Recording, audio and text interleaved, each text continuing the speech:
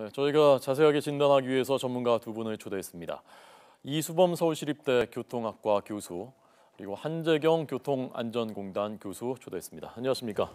안녕하세요. 네, 안녕하세요. 자, 우선 규정을 보니까요. 규정에는 이게 휴식 시간을 보장하게 지난번에 법을 개정해서 만들어 놨단 말입니다. 이 규정은 지금 어떻게 되어 있는지부터 좀 설명을 해주시죠. 2시간 이상 운행하면은 한 15분 이상 휴식 시간을 갖도록 했고요.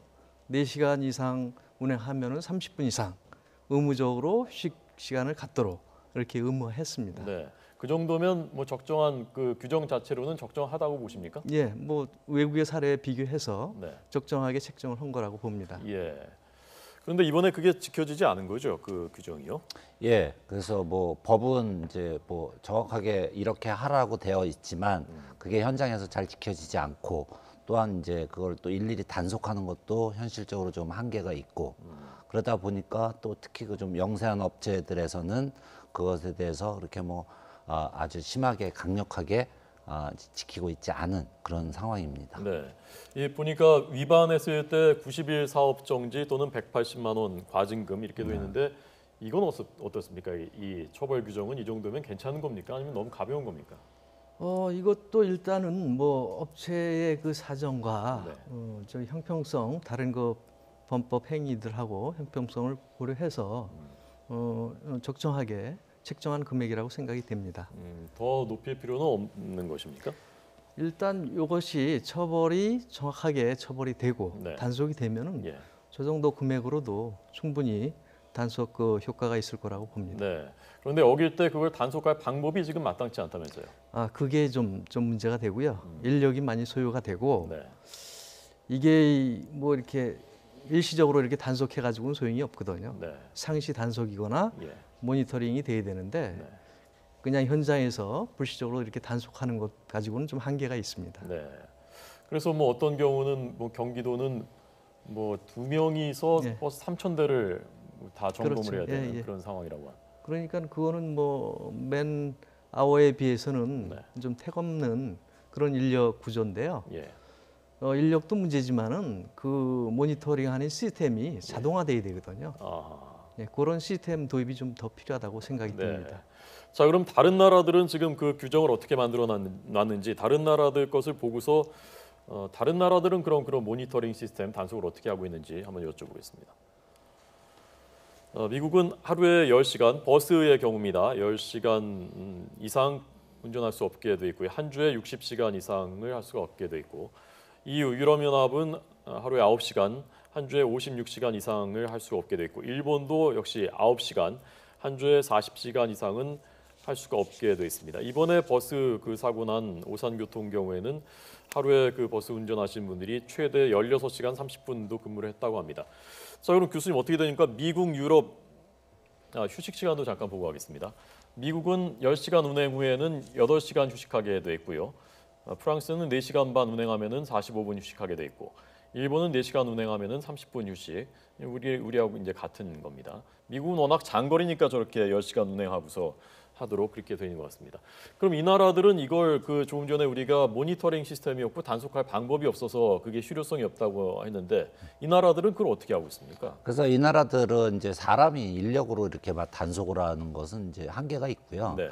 그래서 이제 각각 개개인 운전자들의 이제 근무 상황이라는 것이 이제 일률적으로 센터로 오고 그다음에 각각 그 운전자들에 대해서 이 사람이 몇 시간을 근무를 한꺼번에 지속적으로 몇 시간을 근무를 했다라는 것을 다 알 수가 있는 그런 시스템이 갖춰져 있는 거죠. 예. 근데 이제 우리나라의 경우에는 아직 그런 시스템이 지금 완벽하게 갖춰져 있지를 못하니까 네. 사람이 일일이 단속을 해야 되는데 예. 사람이 일일이 가서 단속하기에는 또 단속 인력이 굉장히 적지 않습니까? 그러다 보니까 다 단속을 못 하는 거죠. 그래서 결국은 아까 한 교수님 말씀하신 대로 시스템적으로 네. 이 운전자들을 관리하는 그런 체계가 갖춰져야지 네. 지금 이 정해진 이런 법이라든지 이런 것들이 실효성이 있다 이렇게 네. 말씀드릴 수 있습니다. 예. 우리나라가 IT 선진국인데요. 그 시스템을 기술이 없어서 못 갖추진 않을 것 같고 그 시스템 갖추는 게 어렵습니까? 일단 기본적인 시스템은 갖춰져 있고요. 예. 문제는 이제 비용이 통신비가 많이 든다는 그런 단점 때문에 그런 조절이 좀 필요합니다. 비용 조절. 이제 그 전체적으로 다 이렇게 그 통신적으로 실시간 모니터링 하게 되면은 네. 통신비가 다운될 수가 있거든요. 예. 근데 지금 현재로는 개별 회사들마다 뭐 이렇게 통신 회사들하고 계약을 해야 되니까 그 비용이 좀 높은 그런 수준입니다. 그럼 어떻게 해야 되나? 그 어떤 뭐 공영으로 할 수 있는 방법은 없는 건지, 그리고 비용이 얼마나 들길래 그걸 우리가 못 하고 있는 거죠? 일단 통신 회사들하고의 이게 계약을 보면은요. 네. 보통 한 대당 예. 한 달에 15,000원 정도. 그러니까 영세업자들한테는 좀 만만치 않은 금액이죠. 그러니까 이런 것들을 예. 국가에서 이렇게 통제를 하고 예. 지원을 해주든지 아니면 통합적으로 이렇게 저렴하게 운영할 수 있도록 이런 비용 체계를 좀 조절할 필요가 있습니다. 한 달에 한 대에 15,000원이요? 그 정도 들고 있습니다. 그럼 100대를 받자 뭐 15만 원, 150만 원 드는 거 아닙니까? 150만 원이 넘죠? 100대면은? 100대면. 그렇긴 한데 예.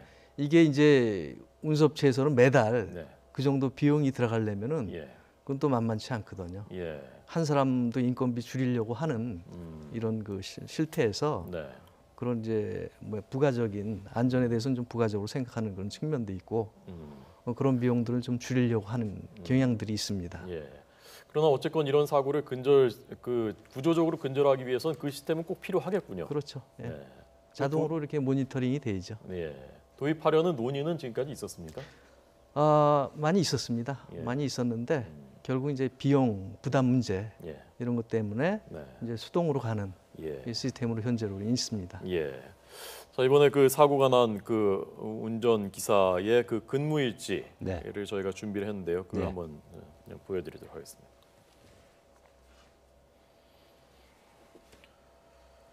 자, 4시에 기상을 해서 4시 반에 출근을 했고 6번을 그러니까 그 노선을 운행을 한 거죠. 예. 광역버스 예. 노선을 운행을 하고 11시 반에 퇴근을 했고 그러니까 사고 전날. 그렇죠. 예, 그렇죠. 예. 그러니까 뭐 자정에나 집에 들어갔고 12시 반이 돼서 잠자리에 들었고 6시에 일어났으니까 5시간 반. 네. 뭐 실제로 저만큼도 아마 취침을 못 했겠죠. 6시 반에 출근을 했고 다시 3번 운행을 하다가 2시 42분에 사고가 난 것입니다. 그렇죠. 자, 이게 그 규정상 이렇게도 가능한 건가요? 규정상 아까 말씀드린 대로 이제 네. 규정상은 안 되는데 예. 근데 저런 것이 이제 실질적으로 가능한 이유는 네. 이제 뭐 그 시간 운행하는 시간에 따라서 이제 보수를 받는 그런 시스템이 되어 있다 보니까 운전자 입장에서는 오랜 시간 운전을 하면은 이제 돈을 더 받을 수가 있으니까 굉장히 무리를 하게 되는 거죠. 예. 근데 이제 뭐 그 회사 측에서는 같은 사람이 이제 운전을 계속 오래 해준다 그러면 새로 사람을 구하는 것보다는 비용이 덜 들어가니까 회사 측에서도 또 이렇게 뭐 그냥 모르는 척 해주는 그런 부분이 없지 않아 있는 거죠. 네. 자, 지금 우리 근로기준법 59조에는 연장 근로에 대해서 운수업은 노사가 합의를 하면은 주 12시간 이상도 연장 근로를 할 수가 있다고 돼 있고 그러다 보니까 이제 이런 근무 패턴이 나왔다고 하는데 이 규정은 왜 이렇게 운수업에 대해서는 왜 허용을 해준 겁니까? 이것도 조금 뭐랄까 불합리한 법령인데요. 네. 예전에 그 운수업체들이 열악하기 때문에 어떤 일정한 뭐 수익을 보장하기 위해서 저런 것들이 용인됐던 그런 측면이 있습니다. 근데 사실은 운전도 굉장히 힘든 그 노동이기 때문에 네, 네. 저렇게 그 예외 업종으로 근로기준법을 적용을 제외하는 것은 조금 무리가 좀 있다고 봅니다. 네. 그러니까 저 규정도 바뀌어야 되는 규정인 거군요. 그렇죠. 사실 운전이란 게 굉장히 피곤한 일이죠. 지금 우리가 그렇죠. 보통 사람들도 2시간만 고속도로 운전해도 굉장히 피곤한 건데 하루 그렇죠. 종일을 근무했는데 연장 근무 시간을 오히려 일반 업종보다 더 줬다는 것은 구시대적인 거군요. 그렇죠. 운전도 전문직이라고 봐야 되거든요. 네, 네. 신경이 많이 쓰이는 예. 그 직종인데 네. 그걸 좀 소홀히 하는 직종으로 이렇게 좀 간주를 한 것 같습니다. 네. 지금 규정에는 앞서 다른 나라들은 뭐 몇 시간 근무하고 근무 사이에 몇 시간씩 쉬게 돼 있는 그러니까 네. 중간중간 잠깐 휴식 말고요. 예. 우리나라 규정에는 어떻게 돼 있습니까? 지금 8시간으로 돼 있나요? 휴식 시간이? 그러니까는 한 번 일을 이제 하루 종일 이제 일을 한다 그러면은 네. 이제 8시간 정도만 쉰다 그러면은 그러니까 미니멈이죠. 예. 그 정도만 한다 그러면은 뭐 크게 그 다음에는 이제 제약이 있는 그런 상황은 아닙니다. 운행 간격이 8시간 이상 유지하게 이렇게만 돼 있군요. 예, 예. 자, 그러면 저희가 지금 이 사고가 난 회사죠. 이 회사에서 직접 운전을 했던 분을 한 분 저희가 전화로 연결했습니다. 김홍랑 지부장님 안녕하십니까?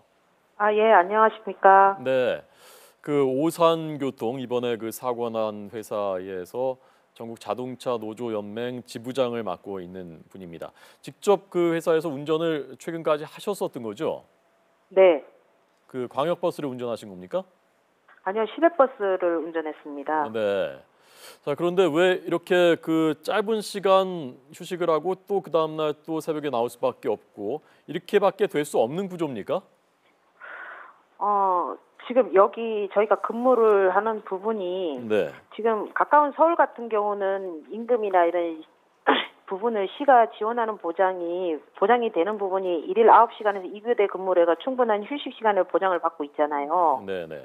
근데 저희 이 경기도 같은 경우나 아니면 저희 오산교통 같은 경우도 네. 지금 저임금에 최저시급의 저임금에 지금 복격일제 이틀 근무를 하다 보니까 이렇게 장시간 운전을 할 수밖에 없는 부분이 놓여 있다 보니까 네. 정부 지원이 없고 최저임금이나 장시간 운전을 할 수밖에 없는 이러한 구조 형태로 되다 보니까 대형 사고가 일어날 수 없는 구조로 되어 있습니다. 네. 그러니까 지금 그 서울은 버스 준공영제를 해서 그 시에서 지원을 해주니까 그런데 경기도는 그게 안 되다 보니까 근무 여건이 열악하다는 말씀이고요. 복격일제, 그러니까 이틀 근무하고 하루는 쉬고 이런 제도 때문에 그럴 수밖에 없는 여건이다라는 말씀입니다. 네. 보통 그 지금 그 8시간 그 근무 간격이 유지돼야 된다고 하는데 그 8시간은 제대로 유지됩니까? 8시간 유지라는 게 네. 저희 여기는 하루에 보통 17시간 이상을 근무를 하고 있습니다. 네, 네. 그러니까 17시간을 첫날 근무를 하고 이튿날도 17시간을 근무를 하는 거고요. 예. 그래서 이틀 일하고 하루를 쉽니다. 그러면 그 이틀 일하고 하루 쉰다고 해서 휴식 시간이나 이런 부분이 피곤함이나 이런 누적된 부분이 풀리는 부분은 없습니다. 네. 네. 중간중간에 그 왜 저기 2시간 하면은 15분 쉬고 4시간 하면 30분 쉬게 돼 있다는데 네, 그 네. 이게 이 광역버스나 시내버스는 한번 나가면 중간에 어디 쉴 수는 없는 구조지 않습니까? 네. 한번 나갔다가 4시간 이상 운행할 때도 있다면서요? 막히면? 예. 예, 그렇죠. 막히면 저희가 4시간 운행은 이미 그 다음 시간이 정해져 있기 때문에 다음 시간이 나갈 시간이 이미 정해져 있잖아요. 네, 네. 그러다 보니까 시간이 늦어지면 바로 쉬지 못하고 바로 돌아서 나가는 게 네. 지금 현장에서 일하는 우리 기사분들 입장입니다. 네. 중간에 졸음이 막 쏟아지면 그거 어떻게 하십니까? 저 같은 경우는 껌을 씹다든가 아니면 그 목캔디를 항상 차에다 놔둡니다. 네. 그래서 목캔디를 먹고 그다음에 물을 마시거든요. 예. 그러면 이게 코 안이나 입 안이 다 이렇게 뻥 뚫려요. 그래서 그 부분으로 해소를 하고 있습니다. 네. 특히 그 이틀째 근무하시는 날, 그러니까 복격일제에서 17시간씩 두 번째 근무하시는 날은 뭐 아침 일어날 때부터 굉장히 피곤하시겠는데요. 네. 그래도 뭐 할 수 없는 거죠. 할 수 없이 일하러 나가시는 거죠. 그렇죠. 첫째 날에도 부담은 있긴 마찬가지고 네. 저희가 둘째 날에도 출근해야 하기 때문에 이제 빨리 들어가서 이제 쉬어야 된다는 압박감념이 이게 운행하면서도 있어서 그냥 저녁 시간에 보통 이제 밥을 먹지 않고 차에서 쪽잠을 자면서 휴식 시간을 저희가 채우고 또 근무를 하게 됩니다. 네. 그 복격일제가 불가피한 겁니까? 그러니까 조금씩 근무 시간을 사흘에 나눠서 하루를 다 쉬지 않더라도 그렇게 할 수는 없는 겁니까? 복격일제가 이게 아니고 진짜 하루 어떤 부분을 하려면 네. 지금 이 부분이 서울처럼 어떤 정부 보조나 이런 부분이 있어서 네. 그런 부분이 돼야지. 지금 경기도 같은 경우는 최저시급이 일괄적으로 버스에다 받아 급여가 틀리거든요. 네, 네. 예, 그러다 보니까 기사들이 일을 솔직히 저희 같은 열악한 데 와서 일을 하려고 하지는 않습니다. 예. 예, 그러다 그러다 보니까 보니까 이 문제, 예. 네. 그러다 보니까 인력난이 계속되고 사람이 없으니까 또 근무 시간이 늘어나고 이런 악순환이 계속되고 있는 겁니다. 네, 여기 네. 두 분 전문가들 나와 계신데 혹시 현장에 계신 분이니까 혹시 뭐 그 궁금하신 묻고 싶으신 게 있으면 물어보셔도 좋겠습니다. 아, 복격일 그 기사들이 복격일제를 선호하고 네. 있잖아요. 네. 예, 그래서 복격일제 자체는 그렇게 나쁜 것이 아닌데 평소에 그 근무 시간이 그 18시간씩이나 갑니까? 매일? 17시간이라고 합니다. 아, 잠깐만요. 저기 기사들이 복결일제를 선호하지는 않습니다, 솔직히. 네, 네, 네. 네, 솔직히 오늘 하루를 근무하고 내일 쉬는 거를 지금 기사들은 선택을 하는 거지. 이 부분에 복격일제를 오늘 근무하고 내일 다시 또 근무해야 된다는 그 부분의 부담은 상당히 기사들한테 심리적인 압박은 크거든요. 네, 네. 그래서 신호 위반도 하게 되는 거고 하지 말아야 될 부분이 거기에서 압박이 와서 할 수밖에 없는 현실 벌어지는 부분이기 때문에 네. 이거는 저희 남경필 도지사님이 공약으로도 분명히 하셨던 부분인데 네. 이거는 경기도에서 문제 해결을 해주셔야 되는 부분이라고 저는 생각을 합니다. 네. 자, 그 준공영제 얘기는 저희가 대안 얘기하면서 또 잠시 뒤에 집중적으로 하겠습니다. 혹시 뭐 궁금하신 거 있으면 아니요, 그 지금 복격일제 얘기가 나왔는데 그 부분은 이제 뭐 회사 입장에서는 이게 임금을 좀 덜 줘도 되는 거죠. 그러니까 매일 사람들 8시간씩 근무를 하면은 두 사람을 써야 되잖아요.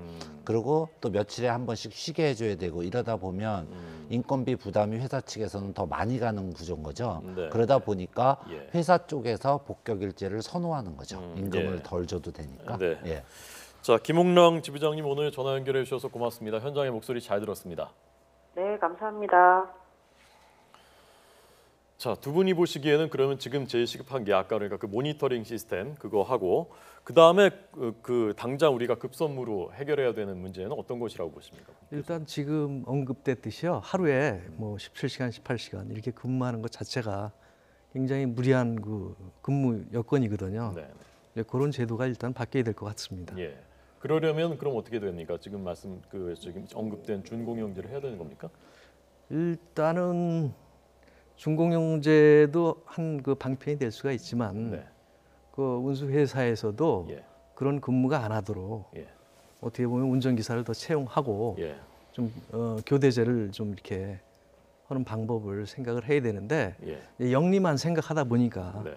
이렇게 기사분들을 좀 이렇게 과로하게 만드는 그런 게 있습니다. 그래서 좀 정당하게 그 적정한 시간을 근무하게끔 네. 회사에서도 이렇게 배려를 해야 될 것 같습니다. 예. 버스 회사들도 경영이 또 어렵고 적자가 나고 그러니까 서울에서도 준공영제 도입해서 지원해주고 뭐 그런 그 측면도 있는 거 아닙니까? 그 악순환도 있을 수가 있습니다. 그런데 어떻게 보면은 그 운영을 잘 하면은 그 뭐 기사들 인건비가 문제가 아니고 다른 측면에서도 예. 경영 효율화를 꾀할 수가 있거든요. 네. 아주 이 기사들의 그 뭐랄까 임금 착취로 인한 그런 경영 효율화는 바람직하지 않고요. 정상적인 근무를 통해서 경영을 정상화해야 된다고 생각이 듭니다. 네. 교수님 어떤 걸 지적하시겠습니까? 예, 우선 뭐 지금 말씀하신 대로 무조건 뭐 기사들을 뭐 단속하고 감시하고 이렇게 갖고는 이제 성과가 날 수가 없고요. 그래서 일단 기사들이 편하게 이렇게 할 수 있는 환경을 만들어 줘야 되는데 네. 그러기 위해서는 회사에서 어느 정도 수익이 보장이 돼야 됩니다. 그러면은 버스 요금이 싸면 그럼 나라에서 보조를 해주든지 네. 아니면 요금을 올려주든지 뭐 이런 어느 정도 외형적인 걸 갖춰 놓고 네. 기사들의 어떤 일할 수 있는 권리나 이런 것들을 좀 맞춰줘야 되는 거고요. 그다음에 또 하나 중요한 점은 제가 보기에는 우리 국민들의 요구사항, 아니면 우리 국민들의 안전을 지금 담보로 하는 이 업종이잖아요. 네. 그러면 우리 국민들이 자꾸 그런 것을 요구를 해야 됩니다. 사고 났을 때만 얘기를 하는 게 아니라 그래서 운전자들의 처우 개선이라든지 안전한 환경에서 운전을 할 수 있도록 우리 국민들이 자꾸 요구를 하고 정부 사이드에서 그거를 좀 받아들이고 뭐 이런 시스템이 갖춰져야지 근본적인 문제가 해결이 될 수 있다 이렇게 보십니다. 네. 그러니까 이번에 지금 얘기가 나왔을 때 제도적인 그 방지책을 아예 이 기회에 마련을 반드시 해놔야 된다라는 그렇죠. 말씀이신데 예. 그 중에 하나로 지난번에도 거론됐었던 것이 자동 제동 장치를 도입하려고 했었는데 그 예산 때문에 결국 그 법제화가 안 됐다고 하는데 그게 필요하다고 보시는지 어느 정도 예상이 되는 것인지요? 일단 운전기사는 사람이기 때문에 실수가 있을 수가 있거든요. 예, 예. 그래서 이제 운전 중에 그 사소한 실수도 이렇게 방지할 수 있는 그 자동 제어 장치들이 필요합니다. 그리고 실제로 그런 기계들이 많이 개발이 돼 있고요. 네. 단지 문제는 이제 비용 측면인데 비용을 낮추는 방법하고 이런 것들을 장착을 의무화해서 출고하는 여러 가지 그 제도적인 개선이 좀 필요할 거라고 생각이 됩니다. 네. 자동 긴급 제동 장치라는 게 그러니까 비상 상황이 발생하면은 차가 저절로 멈추게 하는 그런 차가 알아서 위급한 상황을 알아채고 네. 그 운전자가 브레이크를 밟지 않아도 차가 속도를 줄이는 그런 장치라고 예. 보시면 되죠. 이게 대당 한 400만 원 정도 드는 겁니까? 뭐 그 정도 뭐 그러니까 시스템에 따라서 다른데 그 정도 든다라고 보는데 근데 뭐 꼭 불가능한 얘기는 아닙니다. 우리 뭐 ABS 장치 이제 사업용 차량들이 다 의무화 됐잖아요. 예, 예. 모든 차가 다 사업용 차량들은 ABS 시스템 갖추고 있거든요. 그때도 처음에 좀 반대도 많았고 비용적인 부담도 있었죠. 그래서 뭐 국민적인 요구가 있고 네. 그다음에 국가에서 어느 정도 좀 그걸 좀 세게 드라이브를 하니까 네. 다 장착이 되지 않았습니까? 예, 예. 그래서 뭐 그것도 이런 장치들도 국민들의 요구가 있고 필요하다라고 우리가 생각이 들면 네.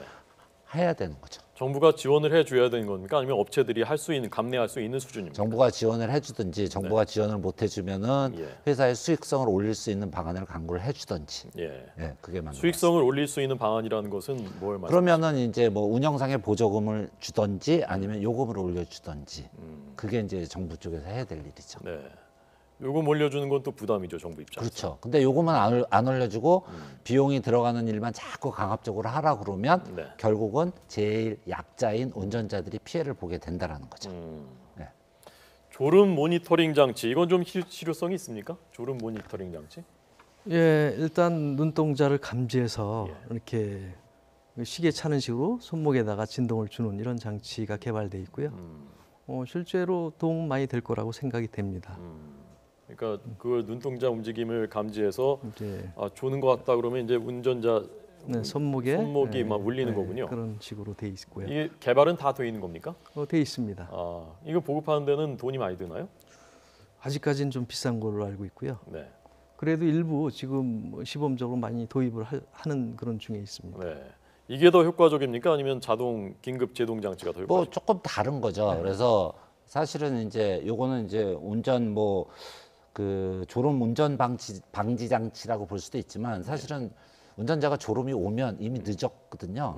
졸음이 오기 전에 뭔가를 이 사람이 약간 졸리구나라는 걸 알아차리고 예. 졸음까지 가지 않게끔 해주는 게 굉장히 중요하잖아요. 네, 그렇죠? 그래서 그 졸음의 전조 현상들을 사실은 발견을 해서 지금 뭐 얘기하신 대로 그렇게 뭐 시계라든지 의자가 떨리게 하든지 아니면 뭐 소리를 좀 내게 해주든지 해서 운전자가 잠이 들지 않게끔 해주는 시스템이죠. 그래서 가장 뭐 어떻게 보면 바람직한데 굉장히 뭐 가격이 저렴한 시스템들도 있고 비싼 것도 있고 네. 하지만 이제 적어도 여객용 차량 운전자에 대해서는 저는 의무화하는 게 맞다라고 봅니다. 예. 요즘 그래서 그 운전하면서 이제 백밀러들을 많이 보신다고 합니다. 이게 불안하니까. 그런데 이번에 이제 버스 사고가 최근에 많이 났습니다만 사실 화물차 졸음 운전도 그동안 그 위험성이 많이 경고됐었지 않습니까? 그러니까 네네. 우리가 예방하는 게 중요한데 화물차는 어떻습니까? 화물차는 어떻게 우리가 좀 막을 수가 있습니까? 졸음 운전을. 화물차도 그 근무 그 환경이 좀 열악한 측면이 예. 제일 밑바탕에 있고요. 주로 또 야간에 근무하고 또 탕수 위주로 하다 보니까 무리하게 운행하는 이런 그러니까 그 근무 여건이 기본 바탕으로 좀 위험성을 내포하고 있고요. 네. 그리고 이제 그런 것들을 기술적으로 우리가 IT 쪽으로 이렇게 개발해서 자동 장치 같은 것을 보완을 해야 되지 않을까 싶은 생각이 드는데 네.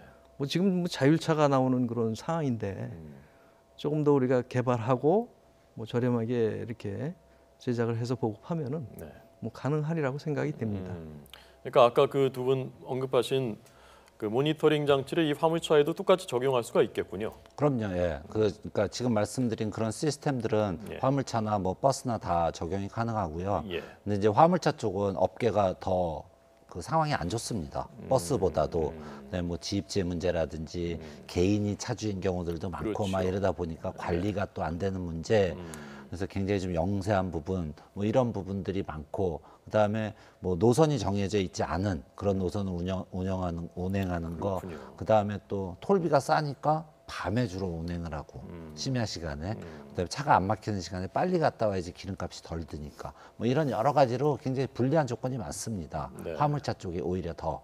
그렇기 때문에 그쪽 부분에 대해서도 정부에서 좀 어느 정도 좀 획기적으로 어떤 식으로 이 업계를, 그러니까 물류 비용을 좀 현실화해서 그 사람들이 좀 이렇게 안전한 이렇게 상태에서 좀 쾌적한 상태에서 운전을 할 수 있게끔 네. 그런 외형적인 환경은 정부 사이드에서 만들어 줘야 된다라고 저는 판단하고 있습니다. 예. 그러니까 이게 모든 대책이 사후 약방문이 돼서는 안 되는 거고 사전에 방지하는 것이 중요한데 그렇죠. 이번에 버스뿐만이 아니라 오히려 화물차가 열악한 부분도 있다는 것이 전문가들의 진단이니까 이 부분에 대해서도 우리가 공론화시키는 그런 계기가 됐으면 좋겠습니다. 자, 이제 마지막으로요. 이 졸음운전이라는 것이 사실 우리도 다 경험을 해봤지 않습니까? 우리 고속도로에서 졸려운데 이거 운전해도 되나 그런 순간들이 사실 개인들한테 다 있단 말입니다. 그렇죠. 그래서 대형 사고는 아니더라도 졸음운전 사고의 가능성이 나도 가해자가 될 수 있는 것이지 않습니까? 그래서 졸음운전이 왜 어느 정도 위험한 것인지 하고요. 그럼 개인들은 어떻게 해야 되는 건지 그 부분에 대해서 두 분의 조언을 마지막으로 듣겠습니다, 교수님. 졸음운전이 단적으로 말하면은 뭐 음주운전보다 더 위험하다고 이렇게 얘기를 합니다. 왜냐하면은 졸음을 자게 되면은 아예 눈이 감기게 돼서 아예 안 보는 상황에서 추돌하거나 사고를 내게 되거든요. 뭐 음주운전 같은 경우는 그래도 의식이 있는 상황인데 졸음에 빠지게 되면은 전혀 의식이 없는 상황이기 때문에 그냥 들이받게 돼서 그런 사고처럼 큰 대형 사고를 많이 일으키게 됩니다. 네. 그래서 졸음운전이 그 다른 뭐 안전운전보다도 훨씬 더 위험하다는 것은 뭐 다 많이 알고 계시는데 사실은 이게 졸음이 순간적으로 빠지기 때문에 네, 네. 저 운전자들도 그거를 이렇게 캐치 못하고 이렇게 당하는 경우가 많아요. 그래서 그 운전하기 전에 충분하게 좀 휴식을 갖고 자기 그 건강 관리를 좀 한 상태에서 운전을 해야 되는데 피치 못하게 이제 과로한 상태에서 운전하는 그런 경우가 많아서 운전자들은 특히 운전하기 전에 자기 충분히 수면을 하고 건강 관리를 한 상태에서 예. 운전에 임해줬으면 하는 바람입니다. 예. 보통 그 바람직한 아까도 휴식 시간 네. 규정이 있지 않습니까? 예, 예. 버스 운전자들도 일반 개인 운전자들은 어떻게 됩니까? 보통 이제 우리가 얘기하기 한 2시간 정도 운전을 하면 꼭 휴게소에서 쉬었다 가라고 이제 도로공사에서도 이렇게 권장을 하지 않습니까? 그래서 제가 보기엔 한 2시간 정도가 일반인들한테는 가장 적절하지 않은가 이렇게 생각을 하고요. 또 하나는 재밌는 게 저희가 이제 그 통계 자료를 이렇게 좀 보면 이런 졸음하고 관련된 이런 대형 사고들이 주로 고속도로에서 많이 일어나거든요. 근데 고속도로라는 게 뭐냐면 운전자 입장에서 보면 굉장히 지루한 도로입니다. 뭐 변화가 별로 없잖아요. 그렇죠. 예, 그래서 도로의 환경이라든지 운전하는 환경이라든지 이런 조건이 굉장히 좀 지루한 그런 상황이기 때문에 오히려 졸음에 들어가기가 굉장히 쉬운 환경이다. 우리가 막 신호등이 있고 차들이 막 드나들고 사람이 건너다니는 길에서는 잘 안 좁니다. 맞습니다. 네, 졸기가 어렵거든요. 그렇기 때문에 특히 고속도로 같은 이런 좀 단조롭고 속도가 높은 도로에서의 졸음운전은 굉장히 위험하고 졸음에 들어갈 가능성이 굉장히 높다. 그래서 거기에 대해서는 특별하게 좀 조치가 필요하다. 그래서 도로공사에서 요즘 많이 하는 게 졸음 쉼터라는 것들을 이제 많이 제공을 하고 있고 네, 네. 일반 운전자들한테 굉장히 호응이 좋고 효과도 좀 높은 것으로 알려져 있고 한국도로공사가 그걸 좀 많이 확대하려고 지금 생각을 하고 있는 것으로 알고 있습니다. 네. 전보다 늘어났다고는 하는데 그래도 찾기가 쉽지가 않더라고요. 고속도로 달리다 보면 한참 있다 나오거든요. 그게 졸음 쉼터. 그게 뭐 아무데나 만들 수 있는 게 아니라 그렇죠. 일정 뭐 그래도 어느 정도 규모하고 규격을 갖춰야 되니까 예. 그거를 이제 찾는 데가 또 만만치가 않습니다. 예산도 꽤 들어가고. 그렇죠. 근데 이제 도로공사 지금 뭐 그 계획에 의하면 굉장히 지금 여러 군데다가 확대를 하려고 지금 계획을 잡고 있는 걸로 알고 있습니다. 네. 자, 음주운전보다 더 위험한 졸음운전, 특히 그 버스, 화물차 경우에는 어떻게 구조적으로 이것을 어떻게 막을 수 있는 것인지 진단해봤습니다. 돈이 드는 것들입니다. 대부분 그 부담을 뭐 정부가 할 것인지 아니면 사업자가 할 것인지 어느 정도는 시민들도 분담을 할 것인지 이런 문제들 우리 사회적인 합의가 필요할 것 같습니다. 어쨌건 분명한 사실은 더 이상 늦춰서는 안 된다는 사실에 대해서는 공감대가 이제 이루어진 것 같습니다. 오늘 이수범 교수님, 한재경 교수님 두 분 잘 들었습니다. 고맙습니다. 네, 감사합니다.